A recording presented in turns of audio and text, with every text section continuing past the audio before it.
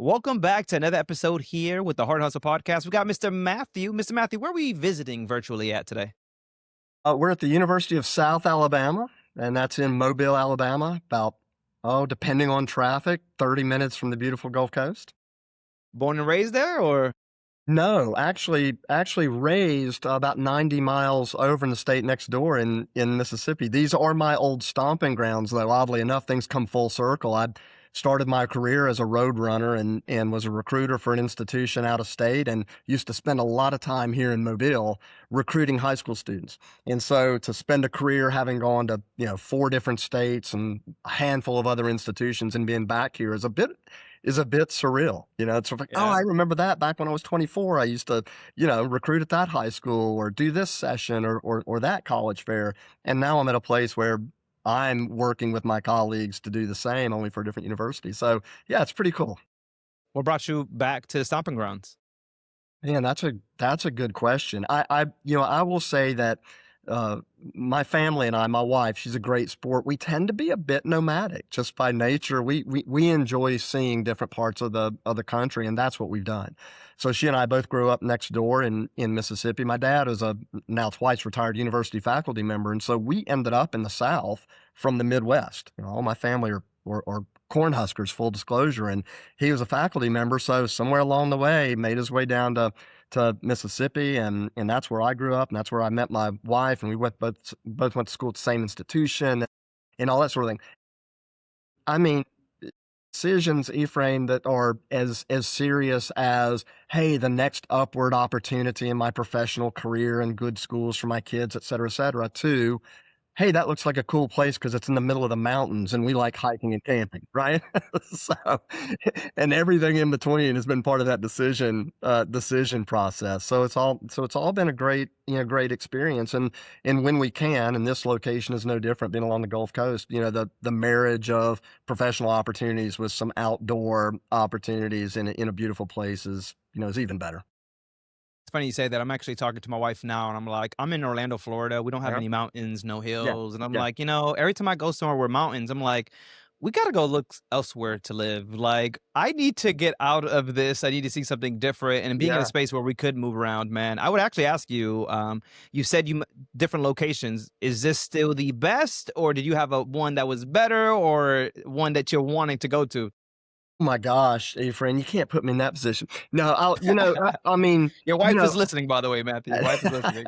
I really don't, at the risk of sounding cliche on this, they've all been so different, right? I mean, I can say that having had a career at now 5 different institutions, 2 of them being smaller private liberal arts colleges, I can say, as an example, that was a really cool educational experience. But I'm from a public regional sort of mid-sized Mhm. university, and that's kind of still where my heart is. And so for that reason, I have loved being at the mid-sized, public regionals that I've been at. I don't know. I just sort of think that that's my thing. And then, the rest of my thing has been anywhere where our family can have an opportunity to thrive in the outdoors and do some things. So we just came back from the beautiful, Gulf area just this past weekend, where of course I developed a cold, but that's a story for another day. But just a couple hours away, and my daughter was there with one of her best friends from Colorado, who doesn't even know what anything above 40% humidity even is, let alone 95% humidity. So they're running around the beach and doing their thing, and my wife and I are hanging out and doing our thing, and then who knows, maybe years from now, the mountain thing will be calling again. But I mean, truly, any opportunity that is the best mix of the professional with the opportunity to engage in sort of outdoor and culture. I love the probably the most favorite thing for me has been just experiencing the different cultures. And so if you move from South Mississippi to Western Carolina, and you're in the sort of the Blue Mhm. Ridge areas, out to Colorado Springs, where we were for 11 years, and then back to Mobile, Alabama. That Mobile's older than the state. There are oak trees here that are older than the state of Alabama, and have seen their share of wars and the whole nine. The cultural piece of it has really Yeah. been cool. school for me. So all of them have brought a little something like that. How's that for skirting that I love it. I love it. And boundary? listen, the questions continue because now I got a question. You mentioned kids. How many kids? Got 2 kids. What? I got a junior here at South Alabama, and I used to say a junior in high school, but I have a now senior as of about 2 weeks ago, and now senior, in high school who will be starting her college search process. Well, actually already started. We've been doing the college tour thing yeah, so seen it from a career standpoint, seen it from a dad standpoint, whenever that was, 4 years ago or so when my son graduated, and now rinse and repeat and going back through it with my daughter. I won't put a pin on that because I think it's really cool to talk about that experience from the father's perspective. But I also kind of want to go backwards on kids. Kids teach us some of the most interesting things in our life that allows us to be a better leader, a better father, just a better human being. What are the kids teaching you, man? Now that they're much older, you've gone through it. I got a 2 and a 5, so you got to give me a little bit Yeah. of wisdom. I want prepared for it. Well, I mean, the fact that you're even asking about it, I think is step number one. I mean, I just don't come from a culture or a family of, that is anything other than we sit down and mix it up and we talk it out and we work it up. And if you're feeling a certain way, then tell me why you're feeling that certain way. And I can offer back my perspective as a parent, and I can tell you if I think you're going this direction, that way, or the other. But the number of times, to your point, Ephraim, that I have thought, we're not letting him do that. And then he did the thing and it worked. And I'll give you a prime example. I mean, I was a part of a Greek organization in college, but I really didn't care whether either one of my college kids did that, my son or in the future my daughter. And so my son decided on his own that he wanted to do that as well. So he got involved, and he decided after 1 year, after his freshman year, he wanted to live in the fraternity housing. And I just thought, even as a former, I thought that's a bad idea. I think that you got to give it a little time and that sort of thing. And he said, well, here's what I plan to do, and this and that and the other and all this, and from the studies and the work groups and everybody's around and all the things. So I said, all right, well, we'll give it a chance. But the financial ownership of this will become more and more yours if that side of the responsibility isn't there. And he just absolutely did what he said he was going to do. It worked out in a way that surpassed my expectations. And now he's doing some things that were as a result of that experience, and as a result of being in that living community that he wouldn't be doing without it. And so I Yeah. think that's an example, that learning part of it.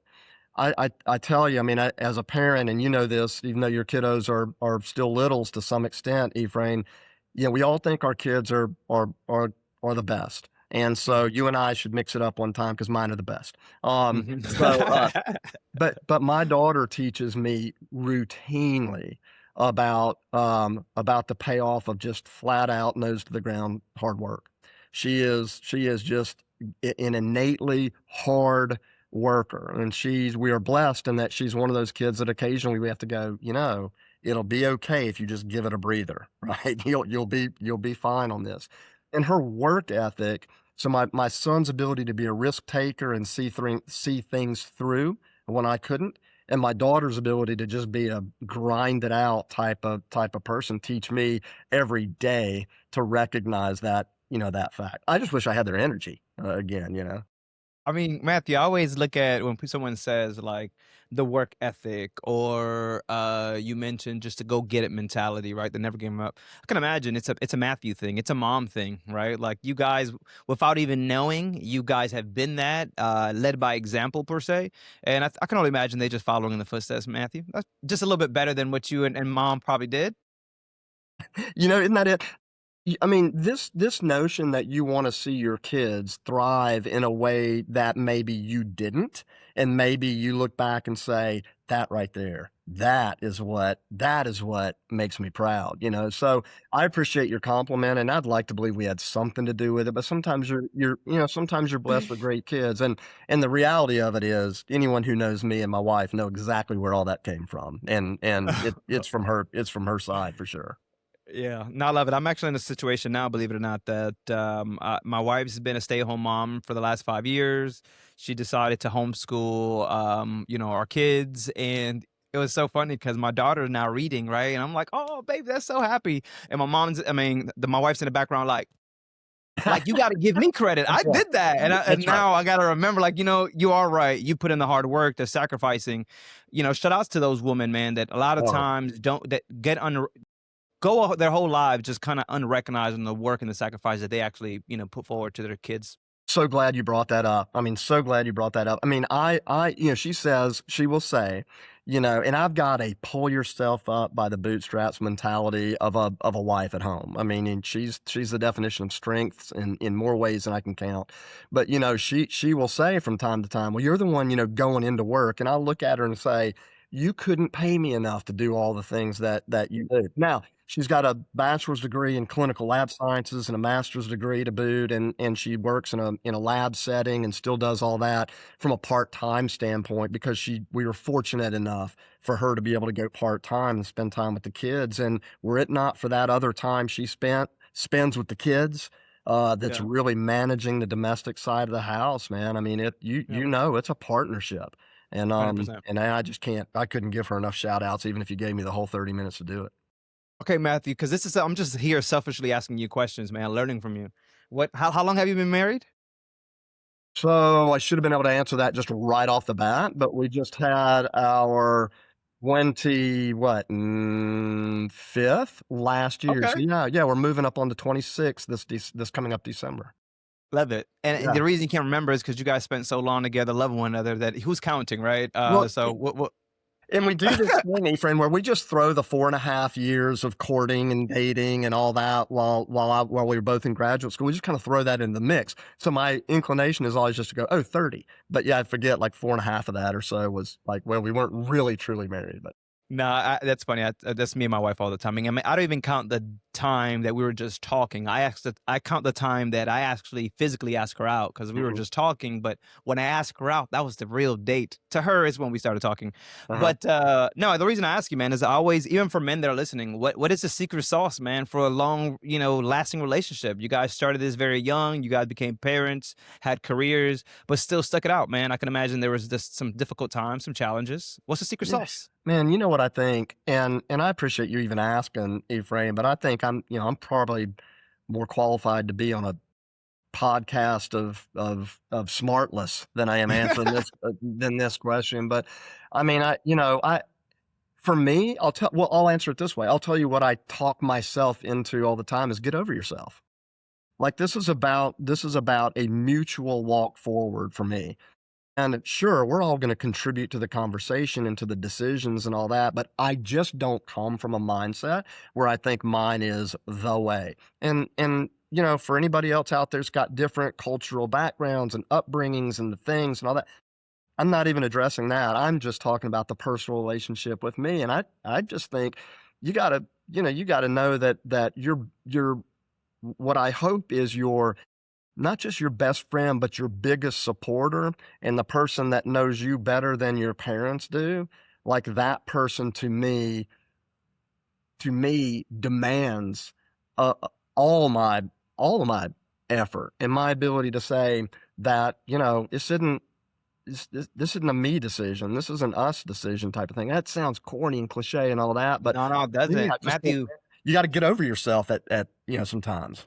I've had to even learn how to respond and say that instead of saying you, I say we, even though I really mean her, because I realize that, we got to do this together. That's how, even when I say we, I'm willing to be wrong with you to let you know that I'm in this with you. You know what I mean? However, we got to, so no, I love that. I'm actually 8 years in, man, 8 years married. Yeah, I think 13 years together. So yeah. I got a long ways to go, Matthew, but I appreciate that insight right there. And keep how it got like, keep the main thing the main thing. I think about like just keep the relationship the relationship.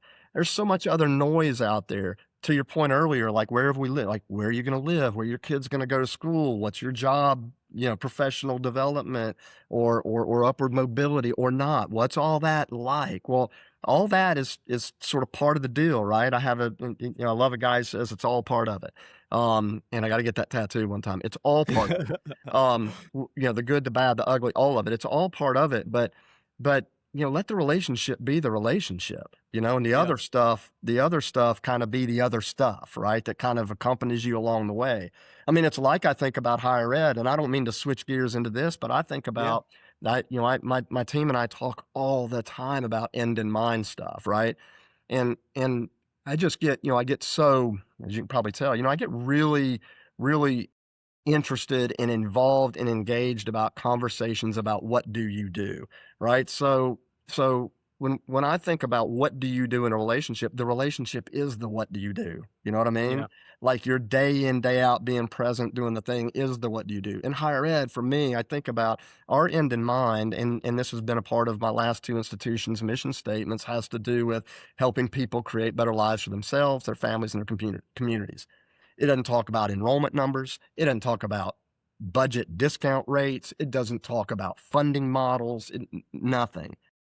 At the end of the day, that's all the stuff behind the stuff, right? But the Yep. real stuff is helping people create better lives. And I think about that from a relationship standpoint as well. So for me, anything that sounds like, smells like, end in mind approach to anything, I'm all for, man. I love it. And because we did bring it back to higher ed, we put a pin on something earlier, and it was just more of the involvement from a parent perspective. I think we're in a space now where more parents are involved in the decision making of a child's, choice of university or college.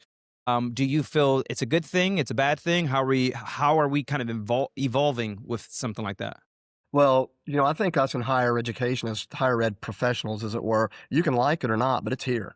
And so you better embrace it, right? And so, yes, we talk often about, educating, folks who come to us in a way where they can critically think and they can make decisions on their own and they can make their way in the world and impact others and all the things, right? But they come with a life full of other stuff, and they come with baggage, and I know baggage sometimes seems like a negative. It's not. It's who you are, right? You're bringing the Hmm. stuff. And so bringing the stuff oftentimes means you're bringing the parents, even though for some of us, it seems like the parents are bringing you. You're bringing all that with you, and that's a part of your past, and that's a part of your present, and we in higher education need to make sure that we understand that sure, there are lines, that you don't cross professionally with, and there, some of which are federal from FERPA and, all the rest, all that. But these are individuals who are made up of everything they are coming from, and that is often their loved ones, their parents, their grandparents, their aunts, whoever is supporting them through this journey. So you need to, number one. So it's a strategically smart thing to do from an enrollment standpoint. Number two, all the data out there that you'll ever see has said and continues to see, even in this age where students or prospective students are ruling in or ruling out institutions based on the ease of the AI sort of chat bot, or the chat message that they got back, all of that sort of stuff. That's all true, but parents are still the single biggest influencers, or loved ones that are most close to the students who are making these decisions are still the single biggest influencers. And so it makes strategic sort of business sense, if you will, also. And I'm in an interesting place because I'm in a place where I'm doing both the pushing out of the information, the Hmm. updates, and using the platforms to do all that. And I'm also Yeah. a consumer of it because I'm getting, half a dozen emails a week, if not more, from different higher education institutions because of my daughter's, outreach interest, or they're buying her test scores or whatever the thing is. So I'm seeing it from both ways. Yeah. So I don't know, Efrain. I would encourage all of us out there, and I have to talk myself through it sometimes too. And I'm always preaching to myself as much as I am anybody else. Is can we think about it more of when you embrace the parents, you're embracing the student. You're embracing their circumstance, their situation, and we don't get to have it both ways. We don't get to say you enroll as a student and parents no, none of you, right? We gotta help sort of nurture that, that student along the way so that they can make their way for themselves, of course, but parents are doing that too. They might do it Yeah. differently than we do it, but they're doing it too. So I think we need to change the conversation a little bit and just know that when we're inviting those students in, we're inviting their families in. Yeah, I wouldn't see why not. Ideally, especially an investment that a child, makes, whether it's a small investment or large investment, it's being comfortable to even have that conversation with your parents. I think for a long time I leave sometimes a state and don't tell my mom anything, and then there's friends that I have that says, "Oh, I tell my mom anytime," and I'm like, but it just shows the difference, right? That we are. But I'm like, you know what? That would be a good thing to probably tell my mom, but it's also just how life has kind of given to me in that sense of Yeah, direction. for sure. But I For think sure. that now, even myself, I look at my own kids and I'm like, I would want my kids to communicate that with me, right? Mhm. Not because I want to be controlling, but I just would love to be a part of that journey, whatever that may look like, their failures and their successes. Yep. Don't just come to me with all these successes and the good things. I want to be a part of it all. Right. So it Right. is, Right. why not have the parents involved? Yeah. Yeah, You I know? think so. I think so. And, higher education to a certain degree has brought this, and I wanna be I want to be careful about how I frame this. Higher ed has brought some of this on itself, right? Higher education is expensive. Now, in some cases, we in the higher profession will say, "Yeah, but state funding's down or federal this or that or the other," right? Understood all of it. But at the end of the day, no one in a family is looking at the University of South Alabama and going, well, state appropriations are X, Y, and Z, so that's actually a pretty good deal. No, they're looking at the cost. They want to know how you can help, and parents are going to be involved in that one way or the other, right? Yeah. Even if it is a conversation with a parent, where the parent saying, this is on them, and this is their investment, and I'm just here to know sort of how to support them along the way. From that to the parent, and there are some who, are going to take care of the whole thing for their kids. I think the trick is in higher ed, we're bringing those folks in almost as if they're one, as this is one group coming from one circumstance, and we all know that's not true, right? They're coming from different financial backgrounds, and so they're coming from different experiences, and so they're coming from different cultures and the whole like. And if you don't invite the other stuff in with them, good luck. Good luck attracting them from a business model standpoint, and good luck keeping them, after that. I'm about to put you in the hot seat again, Matthew, with a really good question. Okay. You ready for this one? Let's do it. So I want you to take off the, career hat, what you do from 9 to 5, probably from way longer hours. But from the father perspective of helping your daughter navigate through some of these choices of colleges, what are you seeing that could be better from other colleges that maybe you guys are doing or could be doing? Well, so thanks for the question. And it's not the hot seat, at all. I mean, my position as a professional in enrollment services does not negate my responsibilities as a parent. If anything, I think I'm more acutely aware of the challenges that are out there, for other folks who don't have this. I bring this story back up, and I'll answer you a little bit more directly here in a second, Ephraim. But we went to my first college, my daughter's first college fair, late in her sophomore year, early in her junior year, I forget which. And so she goes to the school where the little consortium of schools are all having their thing, and we are literally parking the car and walking into the career center library thing where it's hosted. And she says, "So, Dad." Now, keep in mind, I've been doing this going on this is 33 years now. So ever since they've ever known me, this is what I've done. And we're walking across the parking lot, and she says, "So, Dad," it's like, "what do I do in here?" And I mean, and that sounds well, why is that impactful? Well, because, I'm a guy who has spent his life in this, and my kids have heard nothing other than, who my favorite college sports, teams are, and higher ed. Like that, that's Yeah. that's that's what they hear at home. And she said, "What do I do in here?" And so that really struck me because I'm like, "Oh my goodness," we have all of these boxes checked in my household that so many families don't have checked in their household, multi-generational, or whether it's income, or whether it's proximity to school, or whatever the thing is, right? We're checking a lot of those boxes that other families don't check. And so that keeps me on track, I think, when I talk with other families. And I think as we were touring some schools in the middle of the year during her junior year, everybody at South Alabama says, "Now, when is she touring South?" I'm like, "She'll be here, but it's the one down the street. She'll be here pretty soon. She'll take her tours, but we're doing the distance stuff first." And so one of the things that we started off by saying to her, and largely the conversation, I suppose, was mine with her, was, this isn't about trying to rule a school in or out at this point. This is about getting the feel of what a place is like, and getting the feel about what it's like to even be on a campus and get a tour, what it's like to get a tour and go, "I'd like to know more about that thing you referenced. Let's go back and talk about that." Yeah. Yeah, right. What it's like to walk around. In one case, my daughter left the institution and said, just didn't feel right. And and I wanted to cheer, Ephraim, because that's what I've been telling folks, Yeah. even when I was a pretender advisor to parents, because I didn't have my own college age kids. I've been saying, this is about one thing. How did it feel? Now I get it. Yeah. It's not about one thing, Matthew. There's finances and there's travel and I Yeah. Yeah. understood. At the end of the day, this choice is about how did it feel, right? And so she said, one of them just said, didn't feel right. And she's a junior, and I'm like, okay, cool. Why didn't it? And she gave me some reasons that, let's just say, they weren't driven in data, right? So Hmm. it wasn't about any of that. And just didn't feel good. Okay, fine. Go to another institution where maybe we can afford it, maybe we can't. Um, but that's not what this is about, right? And so she's walking around free to explore on her own. How does this institution feel, even though it may be unaffordable ultimately, right?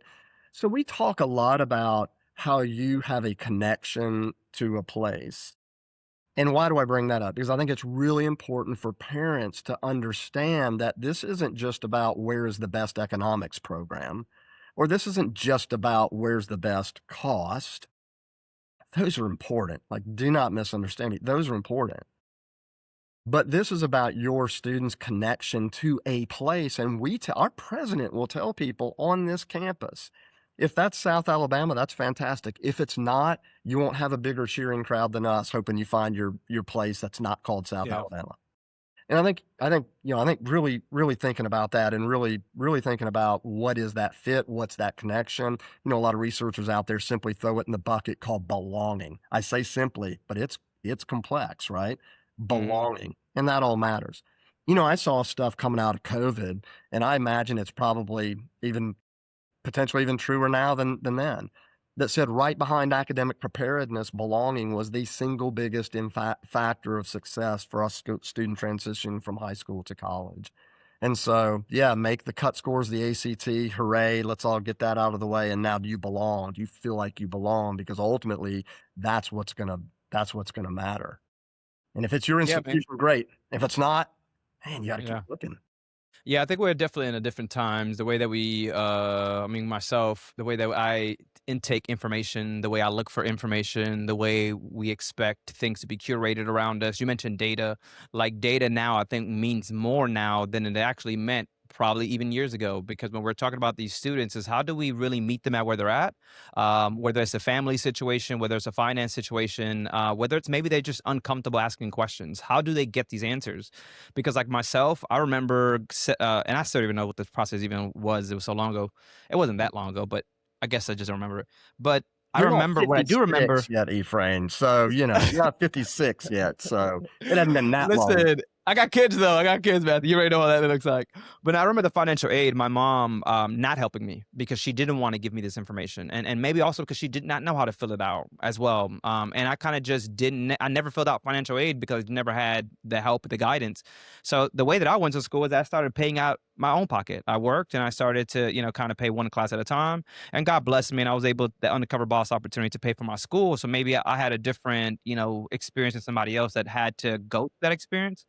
But I always think about somebody even like myself that haven't graduated college. I got 2 classes left, Matthew. I know, don't judge me, Matthew. I got 2 classes left for an associate, but I've done good for myself. But I always ask if I wanted to go back as an undergrad, where do I ask the questions, right? Who do I text?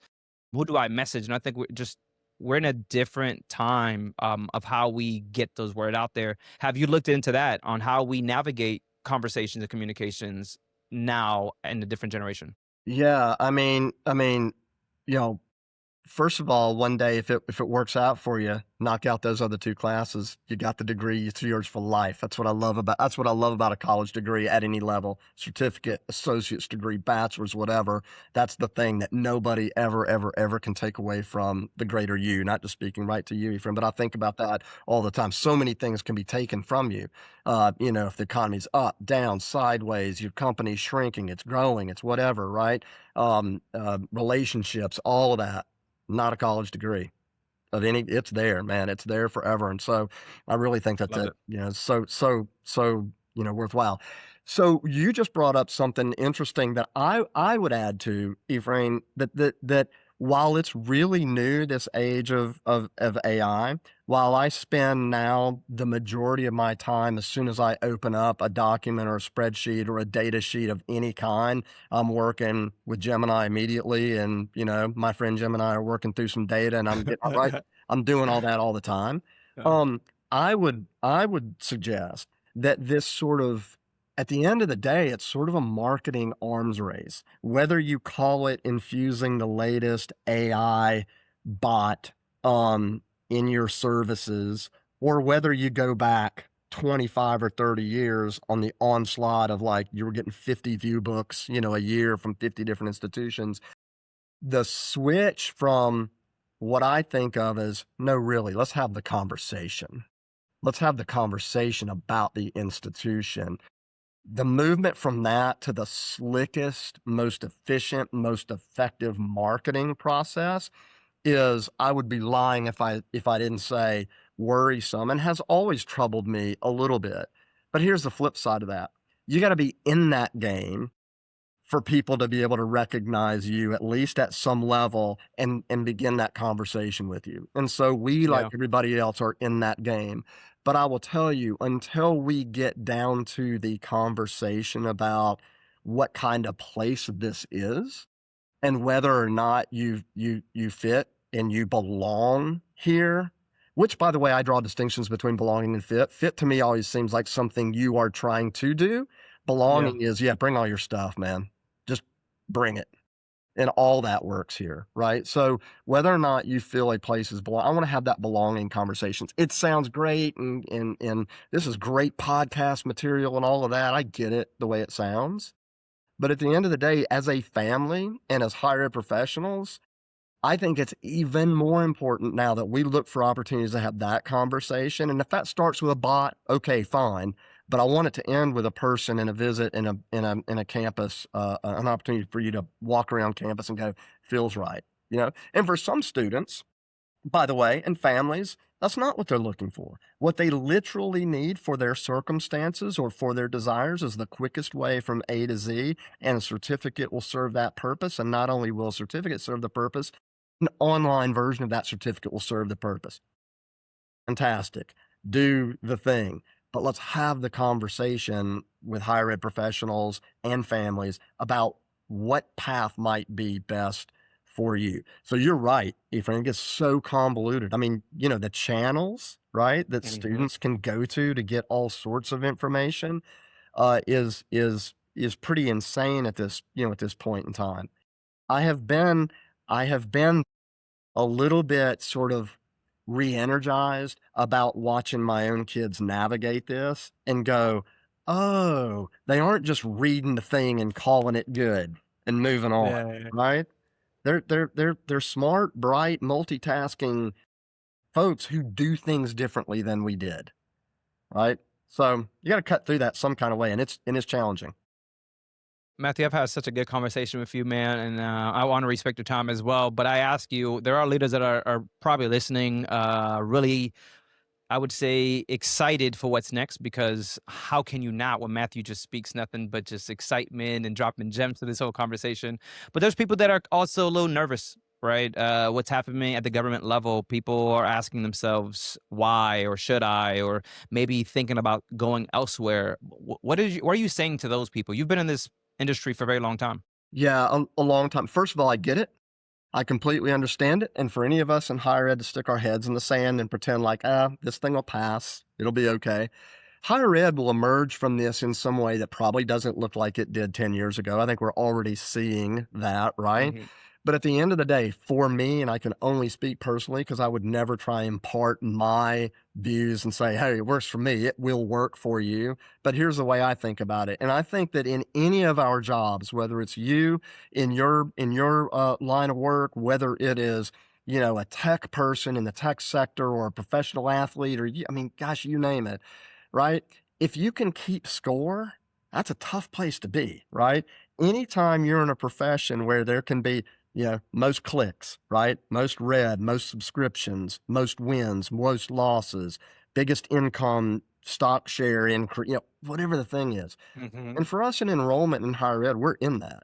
And I will tell you this, I'm so glad that you enabled me to, you know, to, you know, pound the bench a little bit on this, is that I don't know anybody in my position, I certainly didn't, get into this to my staff, if they were here right now, they'd say, "We get it, you didn't get into this to fuel a budget," because I say that all the time.